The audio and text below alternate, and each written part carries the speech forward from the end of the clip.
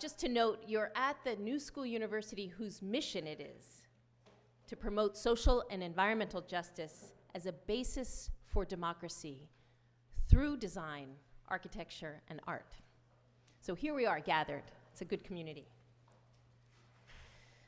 My name is Johnsara Ruth. I'm co-founder of Healthy Materials Lab and a professor here at Parsons.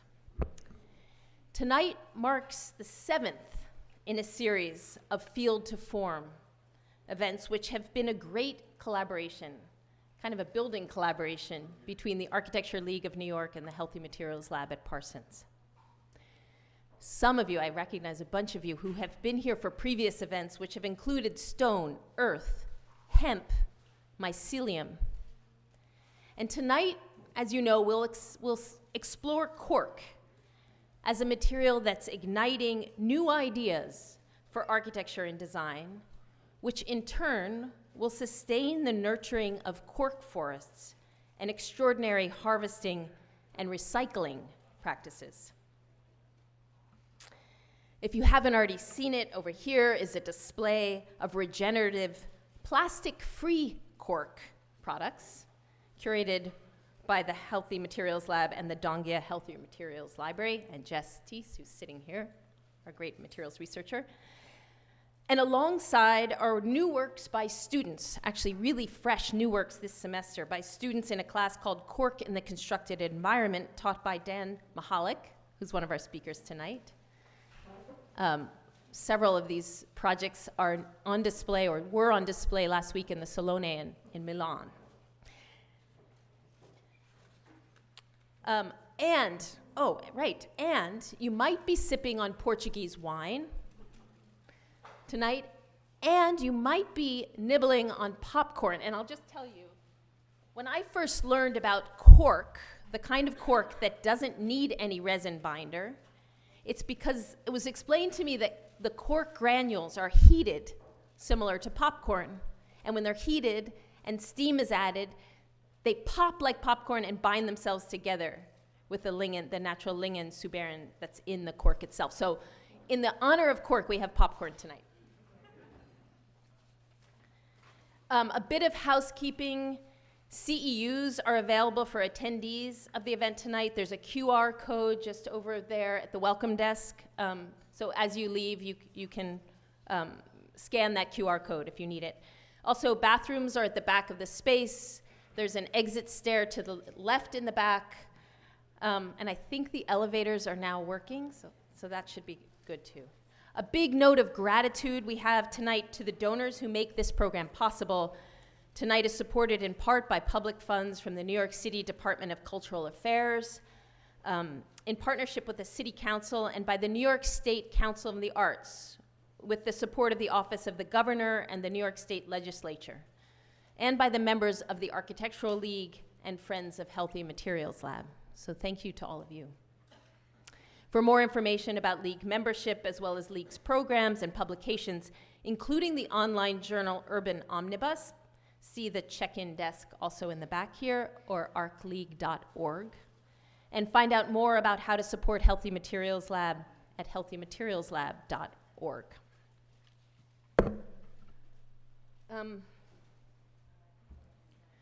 So last week, as we all know, was the anniversary of Earth Day. Actually, it was the 55th anniversary of Earth Day, which was sparked, the original Earth Day was sparked in part by Rachel Carson's publication, The Silent Spring, in which she revealed the damaging effects of synthetic pesticides developed for use in agriculture. She sounded alarms about the devastating impacts on nature, biodiversity, our food chain, and human health. Now, 63 years later, it's clear that poisonous chemicals are also used to make the materials and products that are the building blocks of our homes, our living spaces, our workplaces, and places where we go and play. It's also now known that exposure to these toxics and building products are linked to common human diseases, from asthma to allergies to cancer, diabetes, and obesity. And most of the chemicals commonly used in building and consumer products in the US are not regulated, not tested for the safety on human health or the environment. These petrochemicals are also carbon intensive to produce, contributing to greenhouse gases leading to climate change. And many of you have heard already that the built environment sector is one of the largest contributors to climate change. So we are here to ask, what is a pathway to a healthier, climate-positive future? How do we design and construct places without such negative impacts? As regenerative agricultural methods gain traction, so is regenerative architecture and design. We ask, what if building materials were manufactured of plants and minerals instead of petrochemicals? Conventional sustainability practices are not enough. We need to radically reduce toxicity, waste, and slow climate change. And we can do this through our selection of materials and in collaboration with nature. There is a movement building. It's not only possible, this way of building can be scalable. So this is the basis for our work at Healthy Materials Lab and the Field to Form series, where we ask, what are the opportunities and intriguing architectural consequences of these materials? What changes must occur in the design process when the scope of a building expands to include the fields from which they're grown? So I'm very pleased to start tonight's conversation going. I'm going to just introduce you briefly to the guests that we were able to convene for tonight, which is remarkable, coming from across the pond and around the city and around the world. So I'll give a brief introduction of each of our speakers tonight, and then I'll hand it over to Dan to start us off. Sandra Alcobia is a biologist representing Companhia das Lesídeas, one of the largest areas of continuous cork oak fields in Portugal. With a passion for biodiversity and experience in trapping and scat analysis to telemetry and GIS digital mapping, Sandra leads projects in nature conservation, mammal ecology, habitat management, environmental education, and nature tourism there. Daniel Marino leads the Rockwell Group's work with the Cork Collective, a collaborative group that collects, recycles, and repurposes natural cork stoppers to create new forms such as surfacing for playgrounds and parks. Dan is also senior associate at the Rockwell Group and director of Lab, a studio within the firm focused on experiential design, and just returned from Milan. Daniel Mihalik is a designer, researcher, and educator exploring applications for cork and its implications for healthier design, agriculture, processing practices built on years of collaboration with Portuguese growers and manufacturers. Dan is also our Cork resident expert at Parsons and associate professor of product and industrial design, and currently associate dean at Parsons School of Constructed Environments. Oliver Wilton is an architect and environmental design consultant who designed the Cork House in Berkshire, England, in collaboration with Matthew Barnett Howland and Dido Milne. It's a first-of-its-kind dwelling made almost entirely from solid load-bearing cork. We have a sample over here. It's almost as big as your pork box. He's also an associate professor of environmental design and director of design technology at the Bartlett School of Architecture, University of College London. And finally, I have the honor of co-moderating tonight's edition of Field to Form with Paul Lewis, who's principal of LTL Architects, who are currently focused on the architectural potentials of biogenic materials. LTL Architects published the Manual of Biogenic House Sections, which features Oliver's Cork House. Paul's also professor at Princeton University School of Architecture and former president of the board at the Architectural League of New York. So the format for tonight, as you might know, is that each cork expert will give a brief talk about their expertise and their projects, and then we'll all convene and have a conversation to kind of cross-pollinate between the fields of corks, the manufacturing, the recycling of corks, the building, then the design with cork. And then there'll be time during the panel discussion for you all to ask your questions, so please write them down as you think of them. And now I'll hand it over to Dan Mihalik to start us off. Thank you, Dan.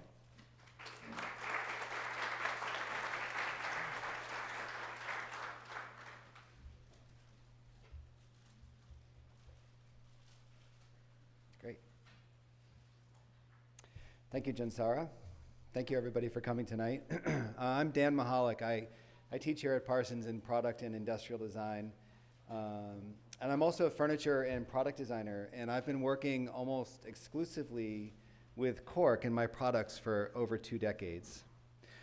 More recently, my work has expanded to include research into every layer of the system of cork, from agriculture and forestry, through the manufacturing of products and building materials, and the newest frontiers in material recovery and recycling. I'm not going to go too deeply into any of these areas, as we have other guests here tonight who can speak on them very well. But I thought I'd open the conversation tonight by exploring a bit about the history and future of how humans have interacted for centuries with cork in humble but very meaningful ways, and how knowledge of cork as a material might position us for an exciting future in applying this material in architecture and construction. You're going to see a lot of images of cork trees tonight, but I wanted to start off with a picture of this amazing organism. Cork trees have evolved over hundreds of millions of years to have an advantage that others don't. They have thick jackets of bark that protect the trees against wildfire and against the invasion of pests by virtue of the chemical and cellular composition of the material. As it happens, we want those same performance characteristics in our buildings and our spaces and our objects. So, being the humans that we are, we take that bark off the tree and we transform it to meet our needs. Obviously, we close our bottles with it, but why? Cork, in this form, has a unique ability when it's compressed to recover its original shape, as no other material quite can, and form a perfect seal within the bottle. But beyond keeping wine in the bottle, cork also allows for the actual transfer of oxygen between the atmosphere and the bottle itself, just enough oxygen transfer to allow a wine to age appropriately to its vintage. This photo was taken during a 2023 visit to the Amarim cork stopper factory, where on average 20 million cork stoppers are manufactured every single day. We carry our lunches in it. I'm not going to go too deeply into the details of this particular object quite yet, but I will come back to it in a few minutes. We drink from it. These flexible, waterproof ladles were carved from cork bark and could be used to stay hydrated in the hot fields during the harvest season. We sit on it. These are 2 examples of seating designs from my studio, exploring the haptic and neuroaesthetic properties of cork's surface against the body. And we're just beginning to make recyclable houses out of it, as you'll see in greater detail later this evening. These objects, of course, are really exciting, but in my opinion, they're not the most exciting part. The really exciting part is what happens to the trees and the entire biosystem after we humans have entered the forest. The montado, or the traditional Portuguese cork forest, is a symbiosis of human knowledge, more than human life, and material regeneration. We take the bark, but the bark regenerates. The trees are not cut down to give us the material we want to build with, but instead the forest continues to grow denser and healthier year after year. And of course, as this happens, the trees sequester more carbon dioxide from the atmosphere. Their roots fortify the soil, preventing the encroachment of deserts, and the dense canopy provides safe habitats for the diverse life forms that live within the forest. And within the forest is formed a repository of knowledge that spans generations of people that know the land, the trees, and the material. And so here we, as designers and builders, have the opportunity to ensure the continuation of this beautiful cycle in how we engage this beautiful material.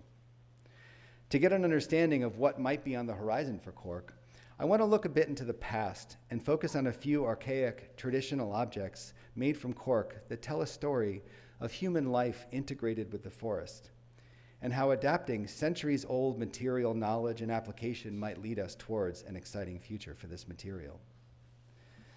The objects I'll show come from the collection of the Museum of Ethnology in Lisbon, where I was able to spend some time in the archives of traditional Portuguese objects with curator Ana Botas. I'm also going to share some of the excellent work produced in Jasper Morrison's The Hard Life, published by Lars Muller publication in 2017. In this book, Morrison was able to photograph some of these objects with greater clarity than I was, so I'm including some of his images in this presentation as well. So these are the lunch pails that I showed earlier. These are lunch pails made directly from the bark of the cork tree and used by the descortizadores, or the harvesters of the trees. These lunch boxes would sometimes be carved with intricate patterns so you wouldn't confuse your lunch with somebody else's. This also means that there once was a period in our history when life afforded us the time to carve intricate patterns into the objects that we use every day. But beyond this, the makers and the users of these objects knew that cork, with its exceptional insulating capacity, would keep the cheese and the meat cool and fresh and prevent the food from spoiling and molding. These were the original insulated lunchboxes that you would take to work with you every day. The same applies to these storage vessels, originally used for storing rice, salt, grain, and other edibles, and made from a single cylinder of bark. Or the bowls on the right side of this image, pulled straight from a bulge in the cork tree. These bowls are not only a direct manifestation of nature put to good use for humans, but they're also incredibly versatile objects. They're waterproof, resistant to mold, and virtually unbreakable. Or these traditional beehives, which are literally just cylinders of bark with another slab of bark on top and a hole carved into the side to allow the bees to come and go. You see, cork maintains a steady temperature in all seasons between 18 and 25 degrees Celsius, both within the interior spaces created by the material as well as the exterior of the material itself. This steady temperature is one of the things that I find so astonishing about cork. The material, even the trees themselves, always seem to be the same temperature as our bodies. And so it feels relatable in a very deep way in all sorts of different atmospheric and environmental conditions. The cellular structure of cork is composed of discrete hexagonal air-filled spaces, so it's incredibly water-resistant and buoyant, as we see from this raft on the left and this small boat made from cork bark on the right. The boat was actually used as a floating storage vessel for live bait. A few years ago, I took inspiration from this and developed these little cork boats you see here. They could be used as floating bath toys or as storage containers with their removable smokestacks. When I started designing cork furniture in the mid-2000s, I actually thought I was one of the first to do it. But in fact, cork furniture can be found throughout the history of Portuguese interior domestic spaces, such as the stools pictured here. Some of them are fancy, like the ones on the left, pointing again to a perception of domestic time that unfortunately we've moved away from. And some are as direct as they can be, such as this example of a three-legged stool made from a capped-off piece of bark. But most of them actually, are made from raw slabs of bark, which were laid up in a kind of crisscross stacking pattern that achieved the volume needed to support the body while using this material in a very economical way. Amazingly, in my various trips to sites across the cork industry, this pattern actually pops up again and again, perhaps evidence of a legacy of knowledge and building traditions, this stacking of blocks to create a volumetric form. This simple stacking technique led to the development of these stools made from architectural grade cork in our studio in 2023. The history and potential of cork and the undiscovered potential of this material is what guides the work in my studio. We begin by manipulating the material, discovering what it does and doesn't like to do, and then allowing that knowledge to generate the form and the application of the objects, such as this lounge chair, exploring the way that cork can bend and flex in ways that no other material can. It supports the body, but it also rocks side to side and front to back and can be used both indoors and outdoors. Or these flexible stools made from a solid block of cork, cut in a pattern that allows this material to flex and bend and respond to the shifting weight of the user, bending but not breaking. The deep dive into material exploration and historical knowledge has also integrated into my teaching and the work of our students here at Parsons. In 2023, and also this year as well, we've partnered with Amarim Cork on a cross-disciplinary course in which students explore the potentials for this material. We began the class by learning how to mold cork in a DIY kind of way in my studio. And then students were able to learn these techniques and really refine them in the innovation lab at the Amarim factory in Portugal, and also to develop their own ideas within the factory setting as well. This year, which was especially special, this year our students' work was formatted as a design competition, sponsored as well by the team at Cork Collective, and the results were on display at Milan Design Week in the magnificent Casa Cork exhibition by David Rockwell, which my friend Dan will speak about, I'm sure, momentarily. You can also see examples of the student works from this partnership on the right in this slide and also along the wall here in the room. There's so much more to talk about, but I want to leave with two things that I've witnessed in my time embedded within the cork industry that really speak to this material as a building material for the future. This image is a mountain of cork on the grounds of the Amarim Cork Insulation Factory in southern Portugal. This is a mix of bark and other leftover materials from the cork forest, as well as recovered cork insulation from demolished structures around the European Union. I actually have a piece of it right here, which will be on display later. This material is transformed in this factory to make new material, which has amazing capabilities for architectural use. In this video, you can see my friend, Carlos Manuel, the recently retired manager of the Amarim Insulation Factory, demonstrating the way that a small 40-millimeter piece of cork can insulate against fire. In this video, the flame is right up against one surface of the material on the other side, while the other side remains not only unscathed, but only slightly warm to the touch. And yes, that is his money that's sitting right on top of that slab of cork. I find the possibilities that lie ahead for cork in the fields of architecture and construction to be so exciting, not only because of what can be produced, but because it invites us to dive into the wonder and the potential of a material that mines the wisdom of millennia of evolution and knowledge building and points it toward the future. A future in which we can build artifacts and environments that bring about joy and peace and care, and in the process also care for and regenerate the complex systems of life that give us the material in the first place. So thank you so much for your time. I'd like to introduce my friend, my colleague Sandra Alcobia from Companhia das Laseiras in Portugal, who will speak to the biology and the stewardship of the forests.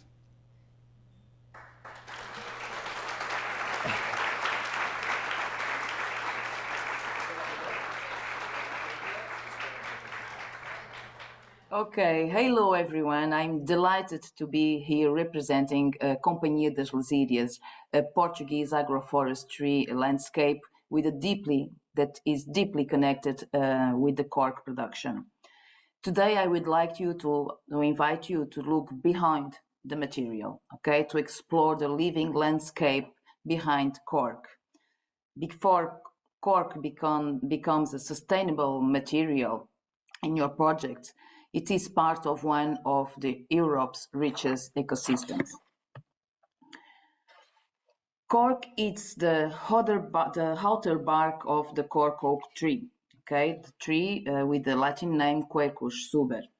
The tree regenerates its bark naturally, so cork can be harvested without cutting or damage the trees. In fact, one tree can live more than 300 years, 200 to 300 years, and can be harvested 10 times, 15 times, 18 times. It really depends on the health of the tree, because when the tree doesn't want to give us more cork, she just say, stop, I don't want to give you more cork. And Portugal alone produces more than 50% of the cork of the entire world. We have the biggest area of cork oak trees in the entire world. After us, we have the Spanish. We have Spain with something like a little bit less half of the area that we have. So the montado, we call montado to this ecosystem. It's a traditional agro-silvo-pastoral system, unique to the Iberian Peninsula, and it's a patchwork of trees, shrubs, grassland, and crops, shaped over centuries by humans' hands and yet deeply ecologically. These are not an untouched forest. We need to understand that. This is a very cultural landscape where people and nature have a coexistence for a long generation time. The cork oak plays a central role in Portugal at the ecological level, but also economically and at the cultural level. The future of the cork forest, the cork oak forests, that face some traits from the land use changes, of the climate changes, and reduce economic value. In the past, the stoppers lose the values, and with that, the economy and the cork also decrease a little bit and declines. But supporting the cork industry from design and architecture helps maintaining the economy viability. And of course, this forest, if with your work, we can ensure the protection and the regeneration for the future actions. This is a deeply and very, very high hotspot for biodiversity. Studies have recorded over more than 130 plants per square meter and more than 160 species of birds, along with mammals too. You can see here in that movie, that was one of the works of our researchers, where they kept a lot of different species of mammals. This is also one of the most important landscape for our Iberian lynx, one species, endangered species that we protect so proudly in Portugal and Spain, and that we are trying to recover. But also the mycorrhizal fungi are deeply important in this kind of forest, because of the symbiosis between the organisms, and they help also the trees to share nutrients and water, just like the Avatar movie. It really exists under the soil, and the soil are very important to also to protect and to preserve this kind of ecosystem and our cork oak trees. The climate change and the carbon. This is the kind of forests that are very important also to sequester carbon from the atmosphere. The cork oak forests have an important role in the climate regulation, because it can sequestrate from the atmosphere more than 5 tons of CO2 during his lifetime. For example, this is a tower that we have installed in our property that really measures the emissions of carbon from the atmosphere, from our activities, and also everything that we can sequester. And right now we have we can tell you that we are sequestering from the atmosphere, and with a positive balance, we can sequester all our emissions, and we still have a positive amount of more than 30,000 tons per year. So it's very important for us. And in the region where we are just working as the more important lung of our Portuguese capital, that is Lisbon. it's a really cultural landscape, because that kind of work and everything that we need to do to keep the montado field are deeply cultural in Portugal. So the cork harvesting is done entirely by hand by specialized persons that use special axes that have a round shape and that help them to just to remove and cut the cork of the tree without touching the tree. So they only can cut the cork without touching the tree, because if they touch the tree, they will cut the meristem of the tree, and we will open a gate, a window to bugs to get inside and damage our tree. Or if we cut it, we will never ever have more cork in that space. So we really need specialists to do it. That's why it's so important at the cultural level, because this is something that kind of work is something that will pass generation from generation. The grandpa knows how to do it, he will teach the son and the grandson, and it's something that we will not learn at school, or we don't have formations for that. And the montado don't support only the cork, it supports the grazing, the beekeeping, the mushrooms, aromatic plants to sell and to cook, and also the seasonal migration of our cattle, because our cattle need to be at the montado field if we want to keep that ecosystem. If we remove the cattle, the shrubs will grow again, we will have another type of forest, and we will lose part of the biodiversity that we have right now. We need to understand that our montado field have more biodiversity than the forests in the north of Europe. So, for centuries, cork was used mainly for wine stoppers. And it still is. It still is the most important product and the more rentable product that we can have from the cork. It's the wine stoppers. But today, and you know it, and you are there because of that, architecture and design are embracing cork in new and in exciting ways. Cork is a natural insulator. It absorbs sound, it resists to moisture, and is flexible and warm to the touch. So it's the kind of material that make you feel really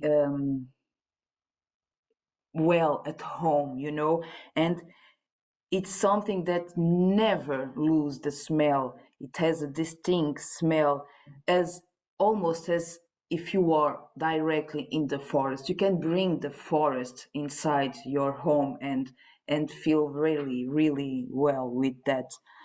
And of course, linked with the biochemistry of the material. It is just like a storytelling material, because if you are using cork, you need to understand everything that is behind your cork, your material, the texture, the memory, and the ecological meaning of this material. It's an extraordinary natural material. It's very light, it's very elastic, it's isolate sound and thermical, and it's very, very resistant. And also biodegradable, you can use and reuse your cork. So if you drink wine with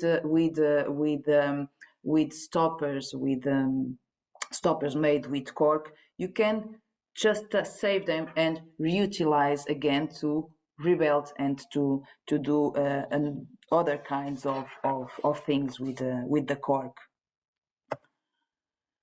You, as designers and architects, you shape the way and the value of the materials. The decision is yours. So that's why you are so important to keep and to protect this kind of landscape.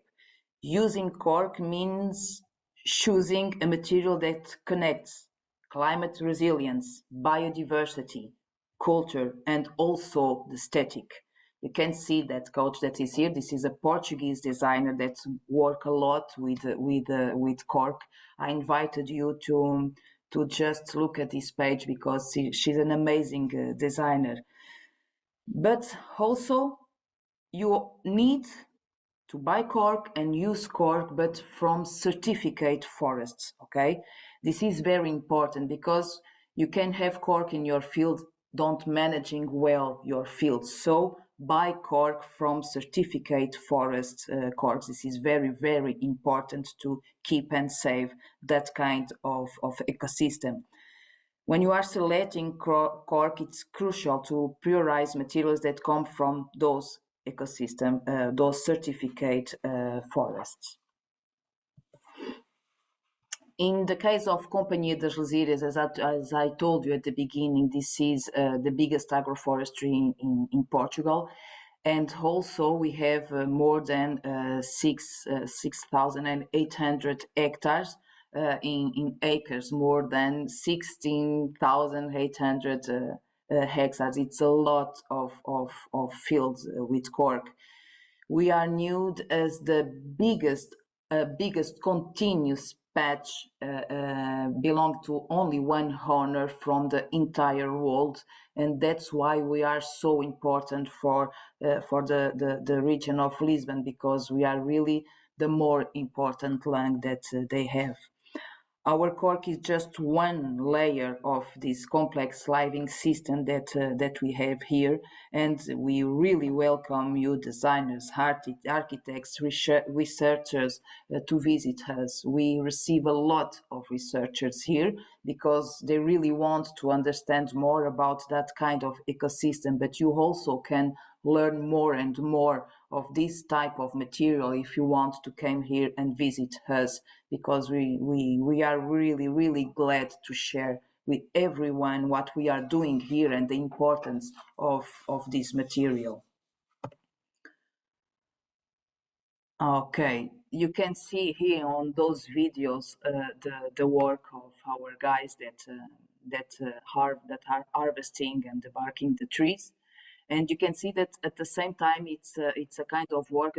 It's faster than you can imagine, but really, really precise. As you can see, with one cut, they cut the cork and they don't blast the tree. Okay, so if you are a designer, an architect, a researcher, think about this, about the field camps that we can do here for professionals, where you can see all of this, the debark of the tree.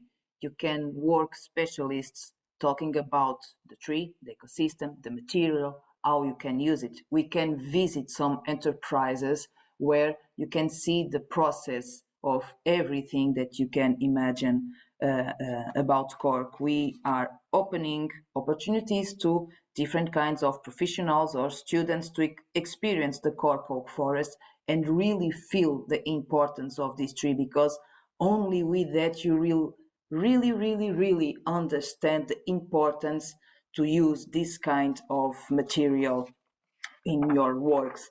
Even if you are thinking about a house or floor or project or only an object of art, this is important for you to come here to visit us in Portugal, and mainly at Companhia das Lesírias, because we really like and enjoy to share all of this with you.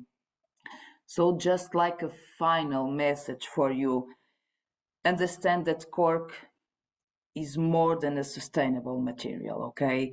It's a forest, it's a way of life, it's a future that we can still shape because it's shaped by human, and we can do it together. You working with the material and us working with the forest, and try as most as we can to preserve that forest, because we are facing some issues with the climate change, and we are working a lot to reduce the impact of the climate change in this work. So I invited you, let the forest be part of your project, okay? Thank you so much for inviting us to share a little bit of what we are doing here at Companhia das Lesírias and in Portugal. And it was a pleasure to be here with you. Thank you so much. Okay, hi. First, thank you, Sarah, Paul, Dan. for inviting us here. This is a very overdue conversation about a totally underappreciated material. So my name's Dan. I'm the design director of the Lab at Rockwell Group.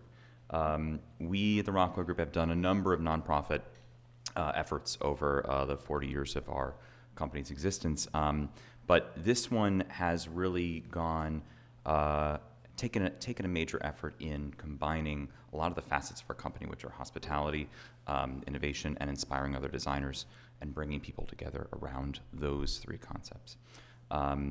We've created a nonprofit, or participating in a nonprofit, called Cork Collective, which I'm going to talk to you a bit about today, and then I'm going to briefly show you also a recent installation that we did in Milan, which is really an educational platform that will be traveling around Europe and hopefully the United States, where we featured works by most of our panelists today.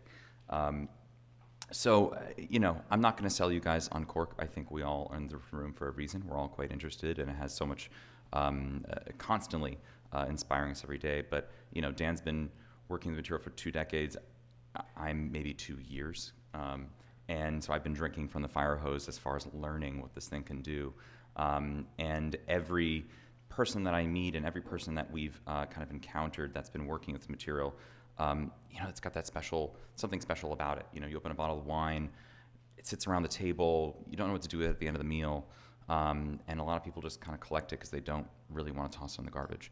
And there's a reason for that. A lot of people will sign a bottle of wine at the end of their meal and keep it in their basement because it serves as a memory of that meal. Some people do the same for wine corks. And it really started for us with a passion to kind of revisit this material as something that can be not only recycled, but also has so many facets for innovation, not just in the architectural market.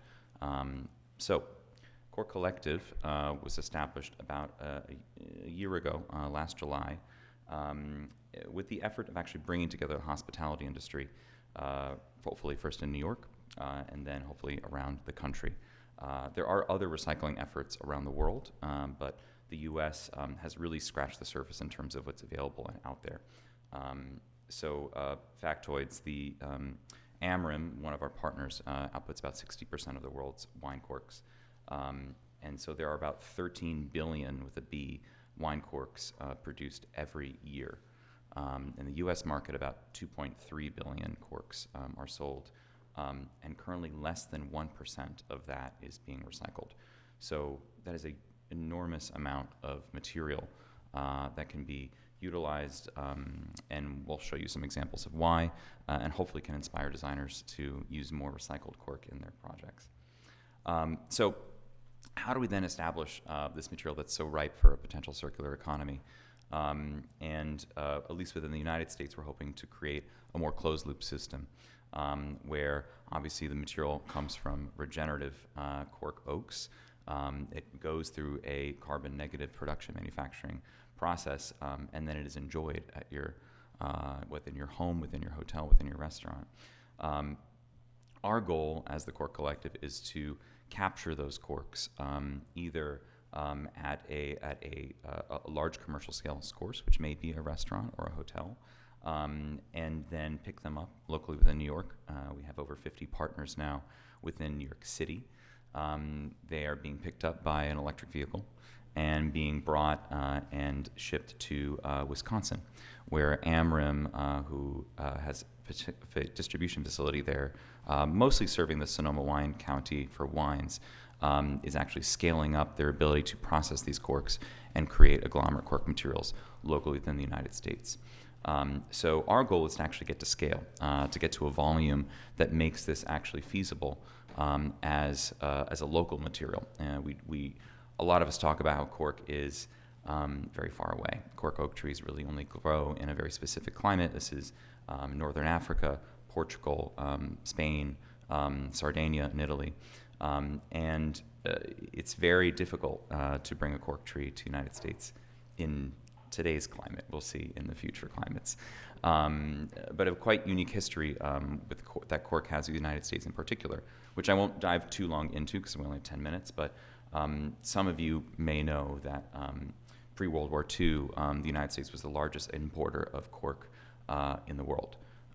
It supported the majority of our Navy and military. And so if you looked at any military helmets or life jackets or life preservers, ice boxes, bottle caps for soda, they all used cork as the sealer. Automotive industry as well used all cork.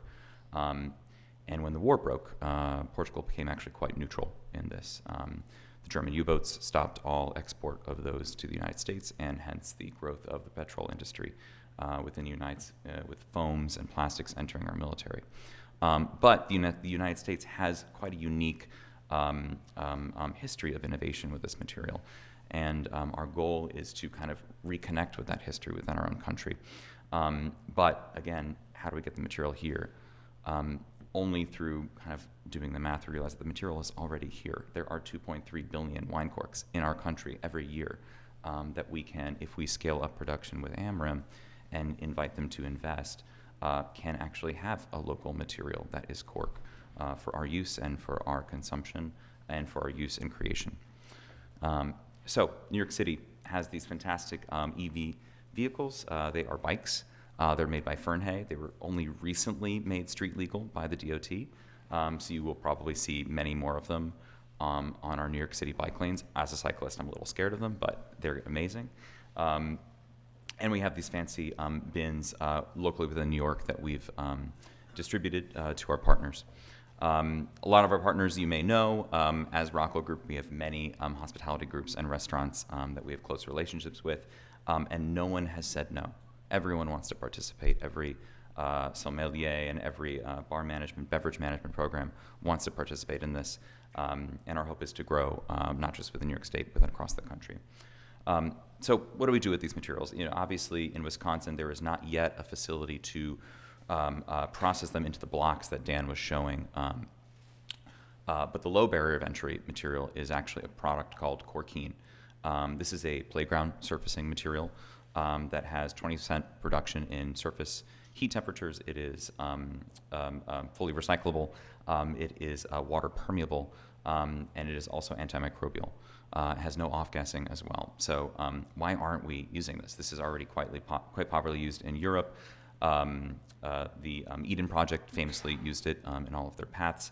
And fun tip, as I was reading this book, which I recommend you all read, called Cork Wars, which is the history of cork use within the U.S. military before World War II.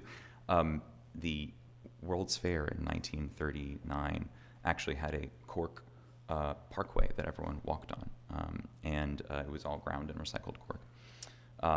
So Corkine is something that is a low-hanging fruit that we can very quickly start to engage with as a product and material use right now in the United States. It is ground cork is a two-layer system with a higher density and a more open density poured in two times.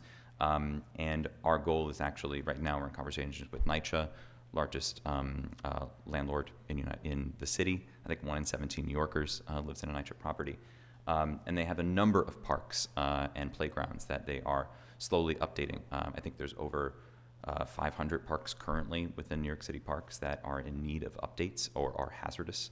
And current EPDM systems, which are modular, obviously expand, and they have cracks, and you get all sorts of garbage and things inside them. So as a pour-in-place system, this is really where most international parks are moving towards.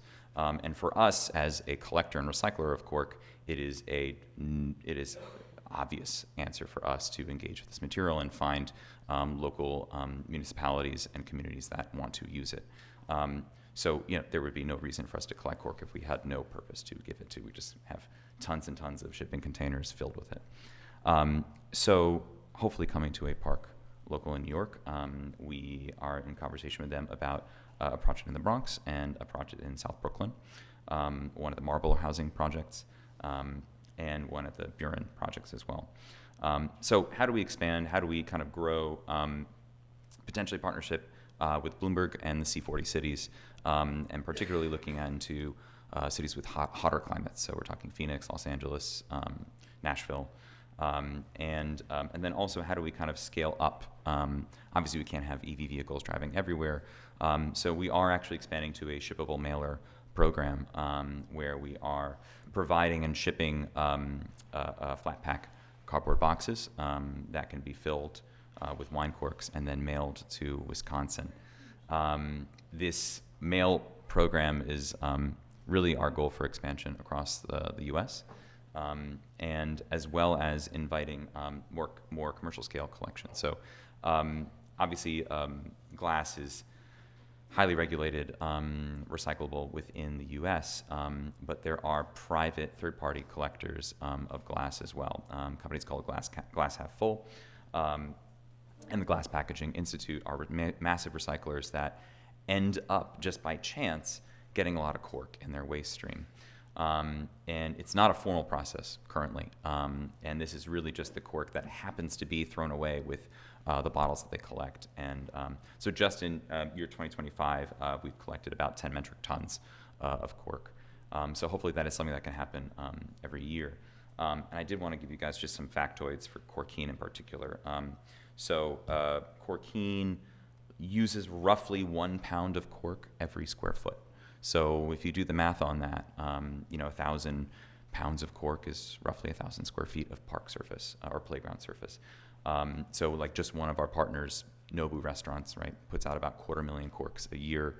That's 250,000 square feet of park surface that we could potentially create. So, even if we scratch the surface of the 2.3 billion corks in the U.S. market, just think of the potential for community give back and also other products. So to other products, Dan mentioned that we are really trying to inspire new and existing designers to use cork. It does not necessarily need to be recycled cork just yet, but the promotion of this material in the architectural and design market is so crucial to creating a circular economy here in the U.S. We can create all sorts of supply, but if there's no demand, there's no point. So how do we educate? How do we inspire new designers, new ideas? And so we thought it important to go to Milan, where we have roughly a 20 to 30% travel rate of U.S. designers to that design fair. Massive international presence, roughly like 400,000 designers go to Milan every year. And how do we create really not just a marketing effort, but a real kind of educational platform to inspire designers, to show them that cork is much more than a bulletin board, which I think if you ask most Americans what cork is used for, they will tell you a bulletin board. And nothing wrong with that, but there is just so much more than just that. So we really had a fantastic programming around workshops, demonstrations. There was a demonstration by Dan's students on cork molding. There was a woman from Suco Rugs weaving cork rugs with recycled wool, and also a number of discussions around with designers that are currently working on cork and other zero waste materials. So how does one kind of create this platform that is obviously attended by many? It's mission-driven, very different than what's typically in Milan, which is kind of very Instagram-driven, step in, take a photo, leave. This was really about creating more of a platform where people could stay and learn, have conversations around a material, and also hopefully get inspired. We weren't selling, nothing was for sale here, but we were really trying to create an economy around ideas. And we had a number of artists and designers, hopefully completely their minds open to this material in their own work. So over 30 different designers participated, invited in, and a number of kind of custom cork applications. The goal was really to show its range of ability, whether it's CNC carved, form molded, laser cut, routed, pressed, and flocked, wall coverings, rugs, all of kind of you name it. And we really wanted to show it here in this space. So between the front entry and that atelier space, this is also then the hospitality experience, where we all really kind of had a number of talks and really kind of showed a luxury level use of the material, because this material has kind of been quite niche, I think, to most people, where you may have a one cork chair in a corner. And we really wanted to challenge that idea to say, well, why can't the whole thing be made of cork? And why does cork typically have to be brown? Why can't we bring some color? Why can't we actually show a number of hybrid cork materials to really introduce it and find it partners and friendly partners within a space that is often monochromatic?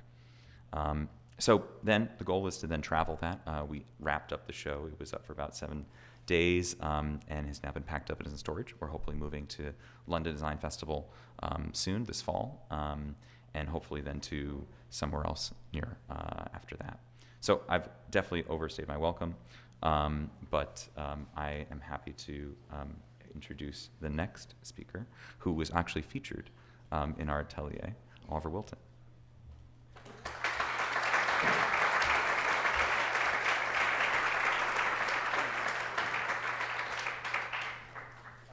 So I'm Oliver Wilton, and we're talking about Cork House, which, as mentioned, it's been undertaken with Matthew Barnett Howland, Dido Mill, and other people.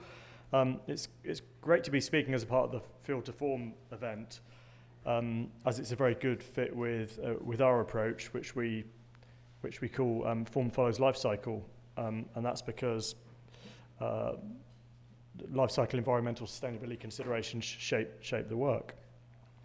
So I'm going to be giving this short talk in terms of life cycle stages. And before I start that, I'd like to introduce Matthew Barnett Howland, and here he is being used to measure a large block of Portland stone. So starting with resource, and there's a little bit of overlap here for the first couple of minutes, but that won't go on for long. So as we've heard, cork oak landscapes have existed around the Mediterranean basin for millennia. Some of them have been subject to environmental protection laws for several centuries now. And the oaks typically grow in areas with low rainfall, where they help to stabilise hydrology, which helps to support local ecosystems. Currently mainly in Portugal, Spain and North Africa. And as we've heard, forestry is often combined with farming and supports biodiverse ecosystems. So this includes black Iberian pigs, alongside wild inhabitants such as the Eurasian crane and Iberian lynx. So cork, as we've seen, cork, it's the outer bark of the tree. It's harvested about every 9 years. You could say it's a bit like giving a tree a haircut, and as we've seen, it comes off quite easily. We use pure agglomerated expanded cork for this work, and that's made with granules of secondary cork from forestry management, so not the posh stuff for the wine stoppers. Let me see if I can get this going. So here's the cooking process. The autoclave on the right, cooking cork granules with superheated steam. The cork expands, a natural resin in the cork called suberin melts and then bonds the granules together. So as we've heard, the important thing is it's a pure plant-based product. It has no added ingredients. So as it happens, it was accidentally invented here in New York by John Smith, who owned a boatworks, and here's his patent drawing from 1891. It's the original foam insulation board. Here we can see on the left it was used in the 1920s in House 17 in Germany by Walter Gropius. In the 1930s, in the centre here, it's used as self-supporting partitions in these huge cold stores that existed in the US at those times. Armstrong were the world's largest manufacturer of this material at the time. And on the right-hand side, you can see in the 50s, it's being retrofitted to the White House to give acoustic and thermal insulation.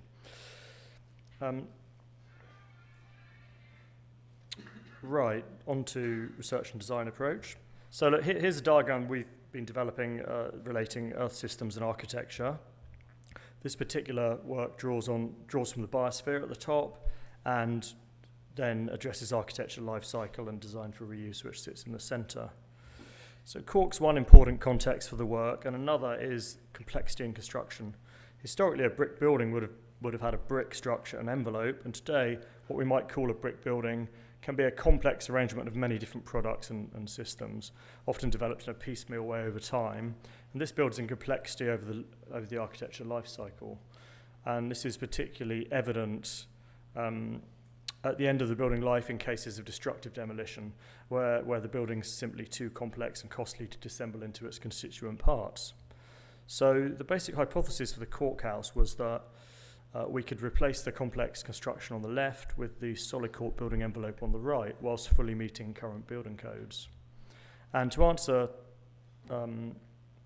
address the hypothesis, we undertook research with these industry and academic partners on the top, supported by some funding from the people noted at the bottom. We used the two-strand methodology, prototype buildings to develop the construction system in the round, see the three here, and lab tests to address specific performance requirements, because we were asking Cork to do some unusual things. So on structure, this involved characterizing the cork for compression, shear and creep, and testing the system for lateral loading, done by Professor Pete Walker at the University of Bath. This enabled Arup to structurally design the house. Fire testing at BRE focused on the roof construction, and this informed fire engineering for the house, again done by Arup. Air tightness testing was done in situ on the cabin prototype at research stage. We introduced a foam tape to the dry joints to lessen air leakage at the joints. After all of that, we de-risked this new form of construction enough so that we could give it a go on Cork House. On to fabricate. So, using billets of expanded cork, we set out to develop a simple cork construction kit, a bit like a giant plant-based Lego system. And this initial prototype used a 1/2 metre thick blocks, tongue and grooved for simple assembly and disassembly. During development, it became clear that asking one material to perform all of the functions of the building envelope was giving some quite complex block geometries. And using traditional machine tools for this was time consuming. It was also hard to achieve the precision that we needed for a snug block-to-block fit. So luckily, we had access to B-made robotics expertise and facilities, and we developed a robotic fabrication method to help move the project forward. We rethought the block design in relation to this digital fabrication process that we developed here. So this is a sped-up video. It took about 15 minutes to cut a roof block in the end. And as you can see, it generates a lot of cork byproduct. And so we looked into that a bit as a part of the research, including making some cork fuel briquettes and cork lime terrazzo with all these bags of cork dust. Here's the first successful wall section, which was cut by the robot. So moving on to assembly. So our aim with assembly was for a simple assembly process to complement the material simplicity of the project. And so what we decided was to use one system for both the wall and the roof with no false work, and this led us to using a corbelled roof system. Here are some of the assemblies that we made as a part of the research and development process, starting with kind of student-type stuff on the left through to proper kind of prototype buildings on the right. Here's a cross-section of Cork House showing the simple constructional model, literally one thing stacked on another, cork working and compression, so taking all the top-to-bottom loads, CLT wardrobe you can see there in elevation, and timber beams taking the lateral wind loading. This is the construction kit for the house. So starting with removable steel screw pile foundations at the base, then a Koya ring beam, CLT floor slabs, cork wall blocks and compression, a timber eaves beam system that connects to these structural CLT wardrobes, cork roof blocks and compression, and then timber frames and steel roof lights, one on each pyramid, which act as giant paperweights. Here's a quick run through of the construction sequence. Steel screw piles support the timber ring beam. Cork insulated CLT floor slabs simply sit on the ring beam. The cork blocks slot one on top of another. The house was built by Matthew. It's a lot of hard work, and here's me putting in a rare day's work on site and thoroughly enjoying myself. Lateral loading, as I say, taken by the CLT structural wardrobes, and we also had some cork end walls. Eaves beams have bolted connections, and they lock the walls together, a bit like a frame to a jigsaw puzzle. Here's a double female block on the corbelled roof slotting into place. There's one per course, a bit like a keystone. Steel frame roof lights sit on top of the pyramid. So say they weigh down the pyramid, so we didn't need lots of cables to tie it all down. So there are no internal wall finishes. Oh, sorry, I managed to miss one. Windows and doors are screw fixed back to timber subframes in the cork, which you can see there. The interior walls have no finishes. Surfaces are exposed or run in a single conduit in the floor. Oak floorboards are a kind of sacrificial floor finish, and they're screwed straight to the CLT slabs. Externally, there's also no finish to the cork and no routine maintenance anticipated, and you can see it's got a sort of bio stone appearance here. At the rear, we needed to add some fire-treated timber weatherboarding, as there was a need to meet certain fire requirements there that we couldn't do with untreated cork. And the roof has got cedar weatherboarding on the inclined surfaces to keep the rain out. So we found out on the cabin that in due course water dribbled through if we didn't do that. Use copper rainwater goods on the outside and brass sheets used on the inside on the wet surfaces. Both are untreated for easy recycling, and that we expect that they'll last for the life cycle of the project. Now I'll briefly describe Cork House as an habitational space. It's located on Tangier Island in the River Thames next to Eton College in a private garden. This is the view you get on approach, with an outdoor bay on the left, which acts as an antechamber into the house and a threshold into the rear garden on the right. House faces this garden, and each of the house pyramids has its own function, from the open pyramid on the left through to the sleeping pyramid on the right. So inside, although the cork itself is quite dark, the house is well daylit, and the result's an atmospheric balance of light and shadow. Here you can see cork and timber palette with the brass kitchen surfaces. The bathrooms are a bit more playful in contrast to the rest of the house. And here's the view you get when you lie back on the bed. So, moving to end of life, every building eventually gets to the point where it reaches the end of its useful life. And let's see if we can get that going. So, and Cork House is designed with mechanical fixings and no use of glue or cement, so it should hopefully be as easy to disassemble as it was to assemble in the first place. We tested this with the cork cabin assembled at UCL to make sure it fitted together, then taken apart, shipped to site and reassembled. Brief bit on life cycle. Whole life carbon assessment by Sturgis carbon profiling indicates that Cork House was carbon negative at completion. When counting the atmospheric carbon stored in its plant-based components, this exceeds emissions from the other things, including transport, fabrication and assembly. For Cork House on the left, the assessment indicates a very low embodied whole life carbon, shown in blue, and very low operational carbon in orange, and that's partly due to the use of logs from on-site tree maintenance for heating and the inclusion of some photovoltaic panels in the broader scheme on an adjacent greenhouse. Finally, here's the life cycle summary. So raw materials harvested from a biodiverse landscape, sort of top left. Waste and byproduct from cork oak forestry is used. It's cooked with no additional ingredients, using energy mostly from waste biomass. The blocks are CNC milled for assembly on site by hand.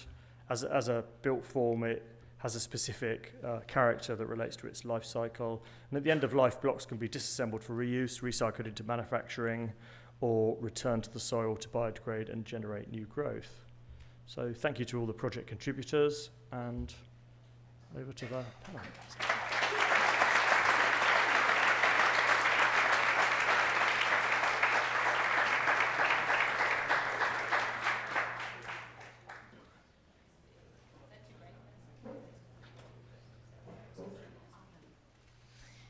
So we've heard from a cork recycler. We've heard from the cork oak fields in Portugal. We've heard about the history and currency of object design and this remarkable cork house in Berkshire, England. if we are to actually scale this material to be used as a healthy, regenerative, carbon negative material, how do we make this possible? Paul and I will start some questions. We hope that you'll continue with your questions, adding your questions to our guests tonight. Paul, would you like to start? Sure. I mean, my question is very much about, like, how do we scale this material and what is its capacity to scale? And in part, it's an amazing material, right? It seems to be, the perfect building material, structural, insulation, hydrophobic, has amazing smell, has all these capacities. But we also know that it takes a while to grow a cork tree, 25 years before you can start to harvest it. It can only grow in certain climates, even though those forests are amazing and they have great qualities. If we all went out and started building our own cork houses, what's the capacity for that to actually scale?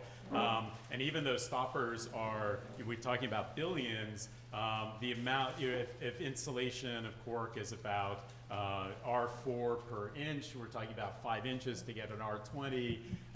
At that scale, at about a 2,000 square foot house, if you insulated all the sides, you're looking at about 2 million cubic inches. If a stopper is about 1 cubic inch, again, it expands maybe 4 times. We're talking about 500,000 stoppers for one house, and at even 3 billion stoppers, you're looking at 4,000 homes, right? So granted, the amount of stoppers being used, or the amount of cork being used in stopper is only 30%. It's a small fraction, and cork's capacity to be recycled endlessly has great potential. So my question is largely one of outside of going and planting mass quantities of cork forest, which is definitely something we should talk about. But I'm curious from your perspectives what the most appropriate way to use, like, what's the most effective way to use cork? Is it best as insulation?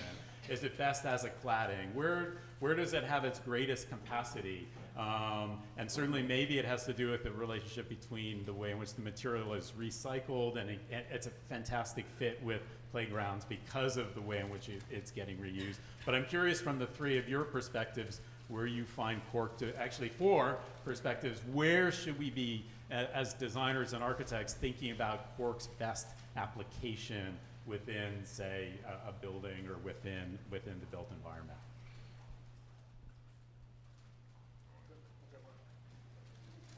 Can you guys hear me? Hello? I don't know if it needs to be a best only. I think we just, from our perspective, it's about getting more people to use it as a baseline. And then starting to think about the applications that it can begin to replace. For instance, teak. Teak is obviously an endangered wood. It's not great. Cork is wood, first of all, if anyone has not understood. This is a wood product that can replace other wood applications, and in various capacities. But teak is often used in the naval industry as a boat surface. It gets very hot. It's also obviously a very problematic material. And many designers, including Eve Bahar was talking about this during our design talk, has been using teak as surface for sailboats and yachts. Has been using cork as a surface for sailboats and yachts in lieu of teak. It has already better applications in terms of surface temperature. It does not get hot in the sun. You can walk barefoot on the boat surface, not burn your feet or scald them. And so not just as a replacement for wood, but also obviously plastics. So that's just, probably still a niche application. There aren't that many, and I wouldn't say much for yacht construction and sustainable conversation. But I do think that it has to be, it takes a village at first in terms of the adoption of the material. And then, as I said, if we are going to have the supply, we need the demand as well. I know Ameren is planting about 300 million cork trees. I don't think every year. I don't know what the time scale was for that, but their goal is to continuously grow.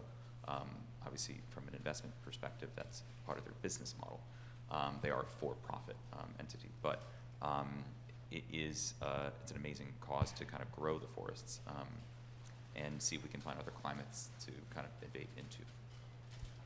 Actually, that's a very good point. I think the expansion of agriculture and the expansion of forestry is a very exciting and underrated horizon for this material. Sandra, can you hear me okay? Yeah, you're not so good, but I'm trying. Okay. I'll speak more directly into the microphone Yeah, for you. better. So, Sandra, in your talk, which I read for you, Yeah. you did mention the carbon uptake of eucalyptus trees as opposed to that of the cork tree. And one of the things I've seen is when you take that drive between Porto and the south, you see vast tracts of eucalyptus trees. Yeah, that was a very bad management in Portugal, but Yeah. also the north of our country, it's not the best place to have the cork oak field, okay? So the places where we have more eucalyptus are not the great places, the great climate and the great soils for the cork oak tree. But it's changing slowly, but it's changing a little bit. But But to be sure that we always have cork oak trees, we really need to be sure that we have the natural regeneration. It's the best thing that we can do. We need to be sure that we always have new trees growing, and we need to help them growing, because this type of tree and the ecosystem that we have built, because this is new ecosystem, something shaped by man. Um, we only can have this type of ecosystem if we still have grazing fields. So cattle, it's not so compatible with the trees, with the young trees. So we really need to be sure that we have natural regeneration. We need to fence some patches of cork oak tree, because, as you said, it takes 25 years so we can debark for the first time the tree. So the best thing that we can do is the natural regeneration. We can plant more trees, and we are trying to do this, and we are trying with new plantations right now, because we are very afraid about the climate change and everything that it's doing in our fields and our trees. And we can do it irrigating the cork oak, just like if it was an olive field or something like that. But the best way to be sure that we don't lose that wonderful material that you are just finding right now, and we use it here in Portugal for centuries and centuries. It's be sure that we have the natural regeneration, and also believing in you. You have a huge responsibility. Architects, designers. Right now, I believe that the future of the cork oak field and this tree is in your hands, because if you really select the material, if you are sure that the cork that you buy is from certified forests, then you are not just helping this tree to continue, you are not just helping the cork, you are helping all the communities, all the ecosystems, the animals, the tree, everything. It's a culture. Uh, Using cork, it's something that will avoid to hand with this tree, because we are facing serious manages, and the landscape changing is one of them. But it's not the problem in the north and in the south of the country, because the climate are very different. And if you imagine Portugal as a rectangle, we can have something like this, and at this part of the country we have cork, at this part of the country we don't have cork. So places like Oporto typically don't have cork oak tree, just few of them. We have other corks, but not cork oak tree. So we can manage it. We also need the eucalyptus, we also need other species, and it's everything. We just need to think in a equilibrium of both species. I don't know if I answer your question or not. Well, I think it's useful maybe to discuss or think about the concepts between economics and time. It takes less than 10 years for a eucalyptus tree to come to the maturity where you can cut it down and pulp it and make paper from it. However, it does take 25 years for a cork tree to come to the maturity that you can even begin to harvest the material that can produce a material that's not good enough for making stoppers, but is good enough for making construction blocks. So I think quickly when it comes to scale, it comes to a concept of economics and time, and how we think about time maybe a little differently. Yes, but you need to understand that this is our ecosystem. This is our landscape, okay? We already have the cork oak trees. You will not be able to plant cork oak trees in other places. It's not easy. Maybe with the climate change it will happen in the future, but not now. For now, it's really not easy to plant this kind of tree out of the Iberian Peninsula where we have more cork oak trees. You already have it. You just need to keep it, okay? You already have the trees, so you just need to be sure that you continue to have more and more, because this here you are debarking trees with 25, 14, 100 years, okay? But you need to be sure that you have small ones and with different sizes of growth. And that's the example that what we are doing at Companhia das Resíduos. We are always, every year, we choose a patch of our area, and I need to tell you that we have the biggest agroforestry patch in Portugal and in the world, okay? The continuous patch. But it's an effort that you really need to make. In Portugal, we used to say that the eucalyptus is for me, the pine wood tree is for my kid, and the cork oak tree is for my grandson. Because it really takes a long of time. But if it's if you are sure and you have a very good management, it's possible to have benefits every year. Okay, you can extract cork every year. You just need to manage very well your land. Oliver, you were gonna. Yeah. Is that working? Yeah. So, just to answer your question about the best use, I mean, the reason that we used cork for the cork house wasn't because we think it's a fantastic material and it's lovely and plant-based. It was because it's got this kind of curious combination of properties that means that you can use it as structure, as insulation, as a weathering skin. So I guess that would be my answer. I mean, historically it's been used for linings and insulation and floor finishes, but I think that it's a very peculiar material, and you can use it for those simple systems. And I think that's in terms of like how you'd scale it, I think that's not that different to how you'd scale any other plant-based system that isn't just a byproduct from agriculture or something like that. Yeah. So it's not so different to the timber system or something. So I guess as architects, part of our job is, if we think it's a great material, let's show that and use it and generate a market for it and a value for it, and then the system will sort of do what the system does. And cork oak forest will either be removed or we'll see more planted. Yeah. Because you were trying to get the cork to do, you have multiple performance characteristics, were there any moments where one performance started to push up against the other, where in order to get it to hold the compression, it ended up actually leaking more than you want? Were there any frictions between those performances? Yeah, I mean, it doesn't seem like a very robust material to build a house out of. Yeah, and Matthew Barnett Howland was, we worked together, and he also funded the house. So he was a bit concerned about funding a house that was basically a cat can just scratch a big hole in it if it wants to. Yeah, and woodpeckers were having a go at it and stuff,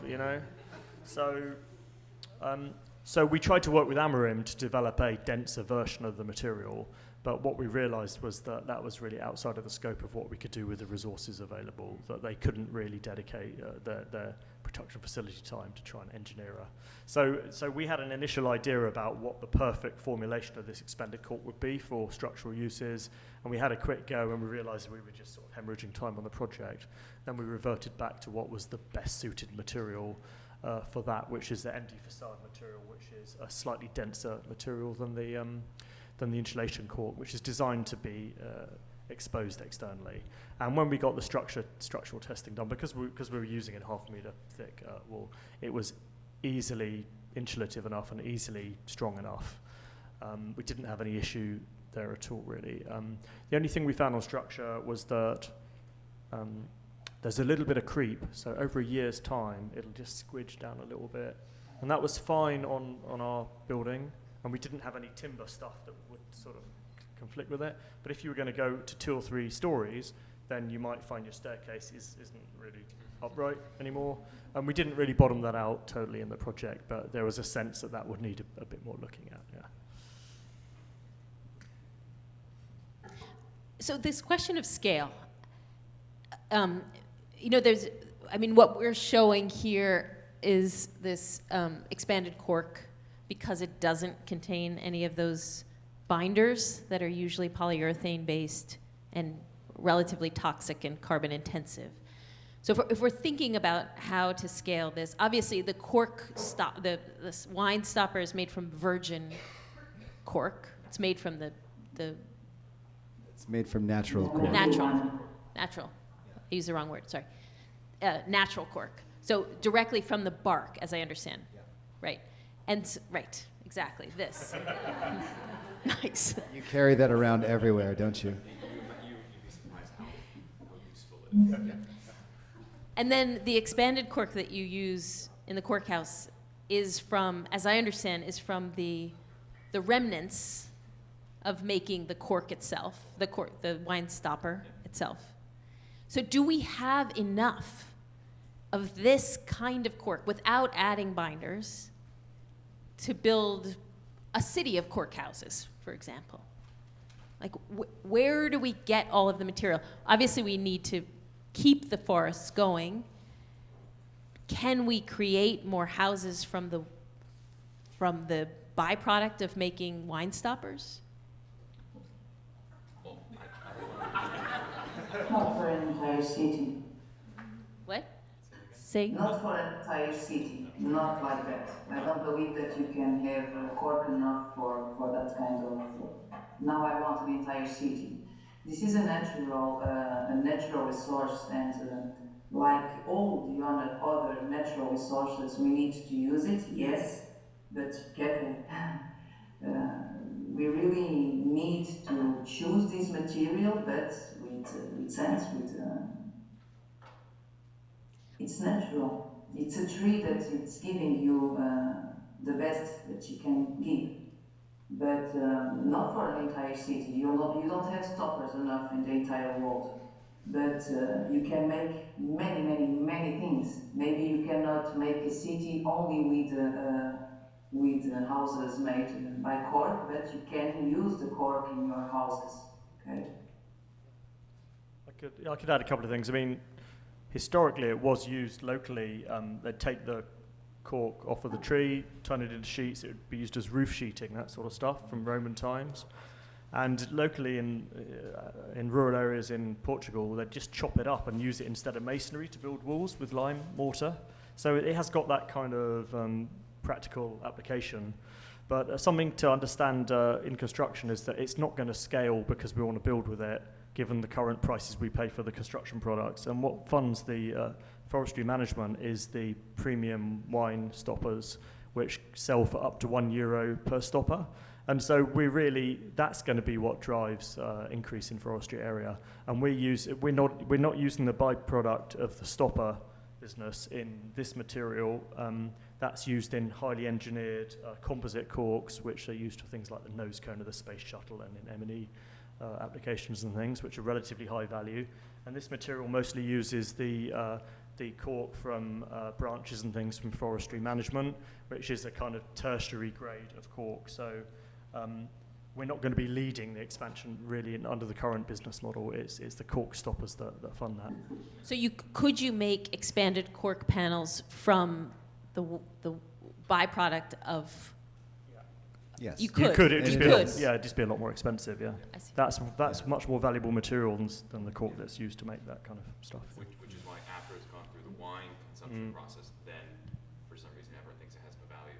But wine corks are used for $4,000, $5,000 bottles of champagne. Yeah. So it has this total. And it retains its value after you drink the bottle of wine. Of course.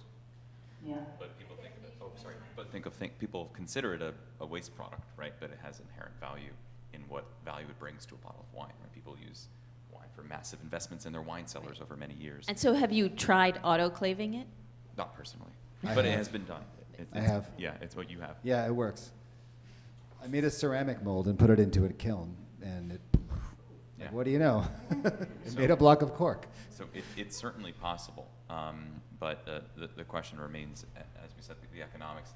The Amarim and other wine or cork producers will always be driven by the wine industry. So please keep drinking wine. Yes, Um, absolutely. But- not have that industry collapse. Yes, Right, but it's as crucial. people are not drinking as much wine as they used to, They are trending towards away from wine. Can we I'm get- drinking as much wine as I used to. Yeah. I'm doing my We bit. can all do our part. but can we,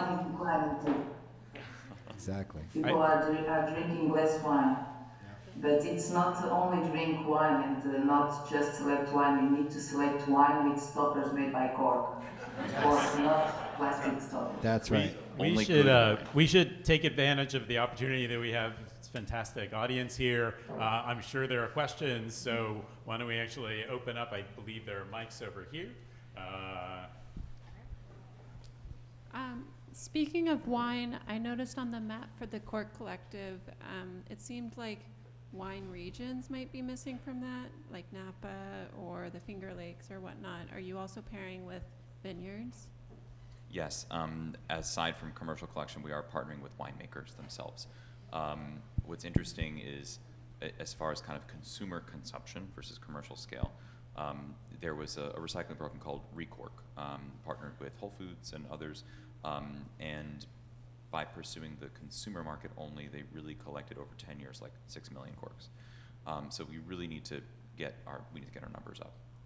And so yes, winemakers is definitely included in our Hope Pure scale.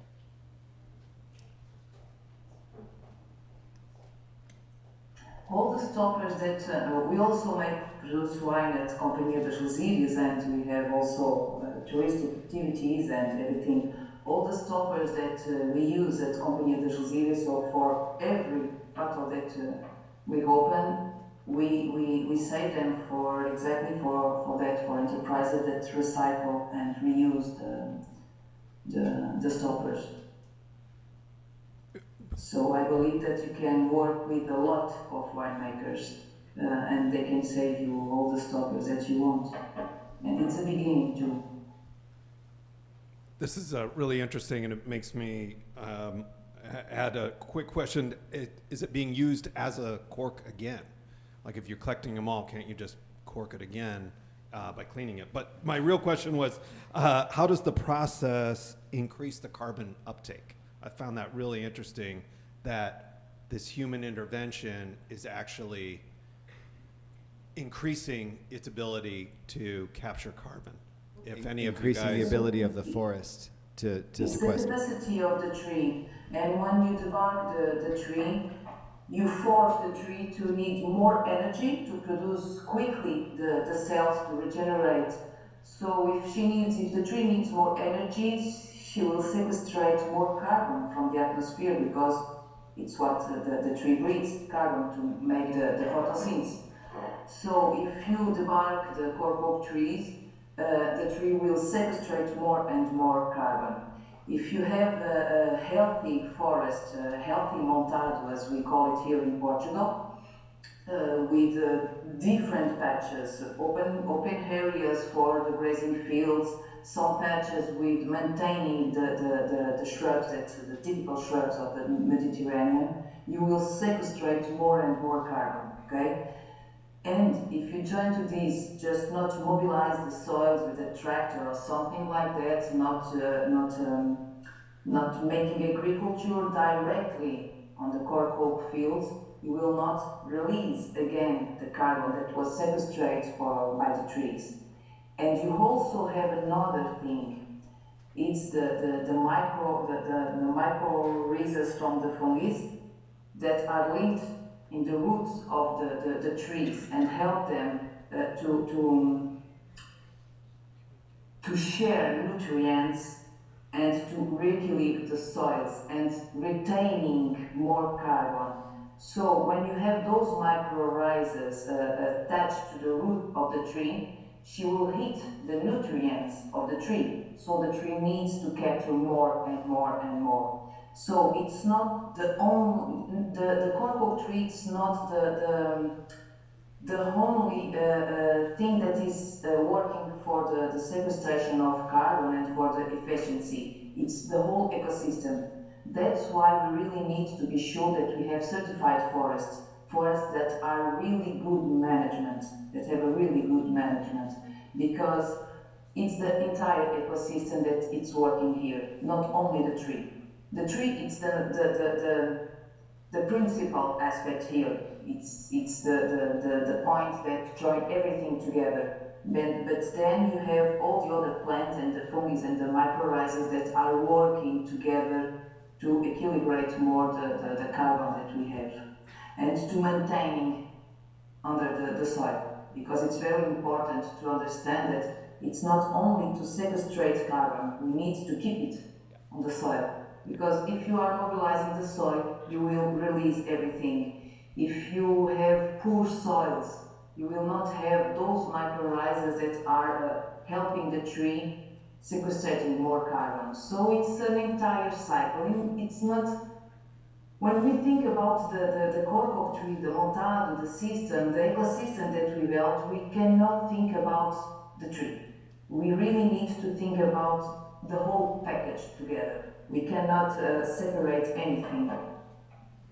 Okay. Can I ask Sandra a question, though? Because we go back and forth on this all the time. So all of that carbon sequestered is maintained within the wood and the bark. So when we make our products, wine corks and others, it's an organic material. So when it is thrown away, it decomposes and theoretically releases that carbon back into the atmosphere. So the effort of recycling maintains that sequestration. You can think an aggregate of carbon through year after year. And maintaining these materials through in kind of converting their form into other recycled products is actually, from an aggregate perspective, maintaining that carbon from the atmosphere. You started to answer my question, so that's really interesting. But just kind of two-time questions for the designers that are not here in the room and that have never touched cork. How would you describe to them, how can they imagine designing with cork? How can they feel their qualities for the people that are not here and that cannot touch it and smell it and feel the weight of it?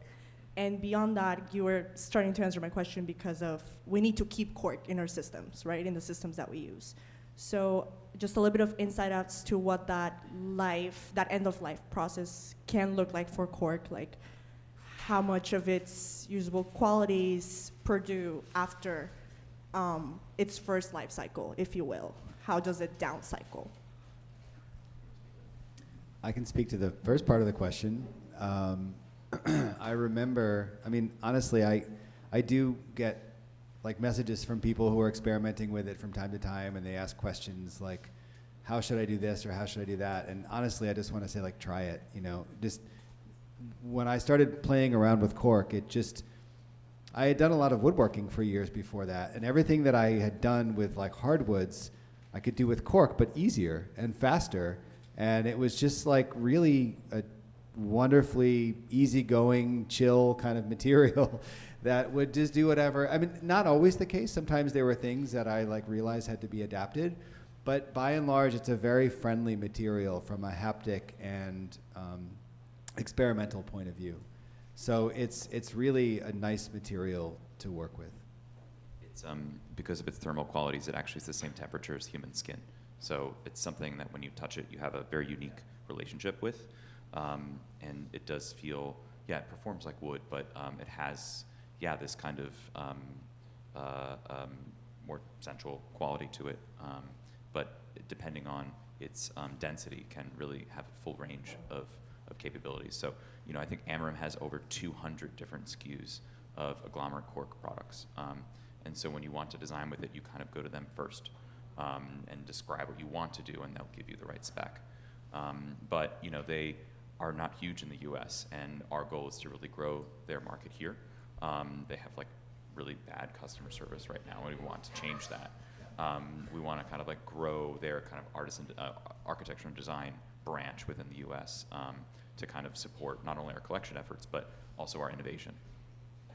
We did when I taught the Cork class with Parsons 2 years ago, I can't remember what it is we were doing, but we were like putting it on a lathe and turning bowls with it or something like that. And we produced we were using a chainsaw to cut down really big pieces into smaller pieces. And we produced a lot of byproduct. Sort of like, Oliver, you showed that all of the dust that had come off of the robotic arm.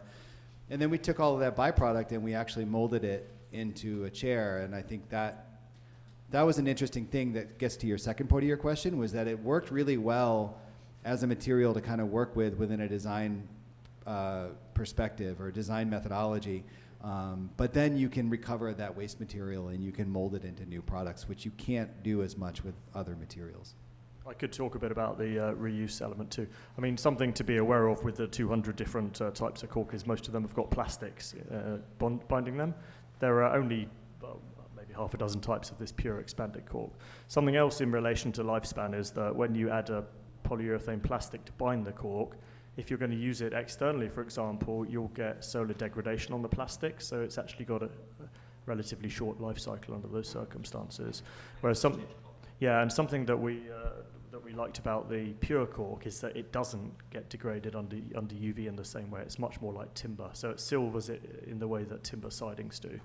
And in terms of reuse after its first use, you really, what you want to do is to reuse the parts just as you would with any other system. Yeah, so like the way that in the UK bricks get reused a lot. Yeah, and it's an interesting point because quite often in plant-based materials, people think you're sorted just because you've used it, and then there's potentially, in some cases, a really low reuse and recycling rate to some of these materials.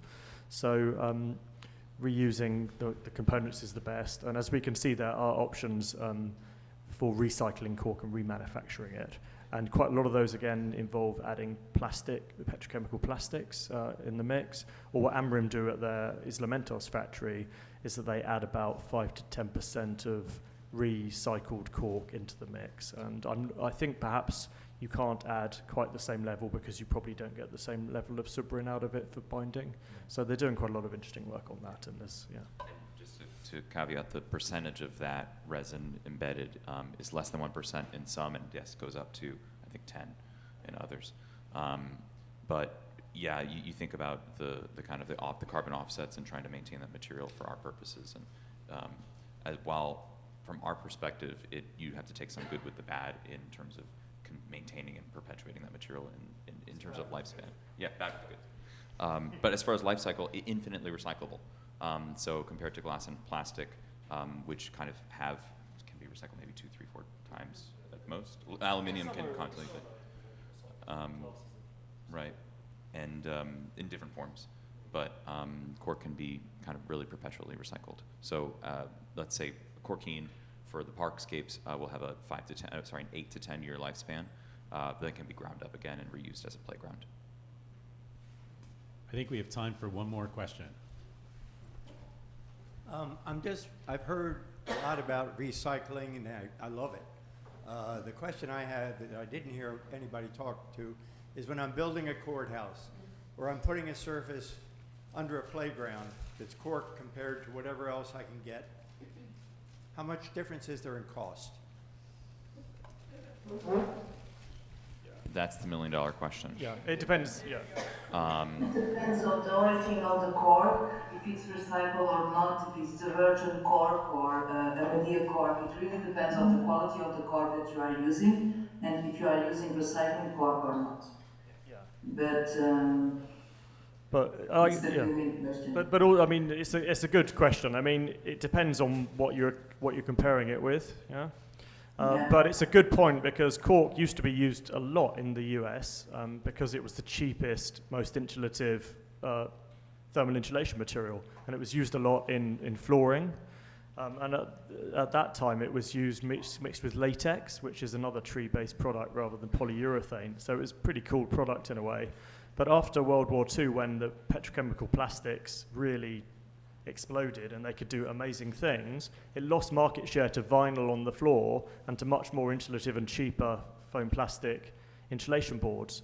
And so what we've seen now is that people are, what people want from building materials is shifting, and that's why we're seeing a renaissance in Cork, because they're interested in sustainability, they're interested in materials that give you good indoor air quality and where you have that sort of biophilic sense. Yeah. So it's not a cheap material.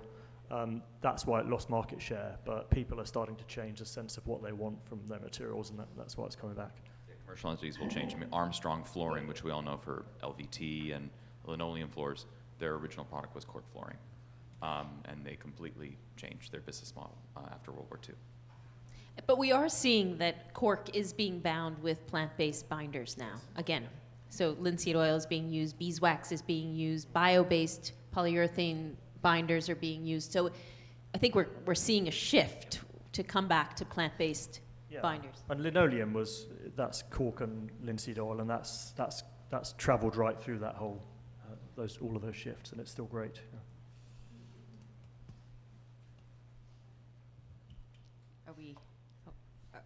Are we wrapping up? Is think that what so. we're saying? Thumbs up. I see. Leave it off to you. I mean, thank you all for staying so long. This has been 2 hours. Thank you, Sandra.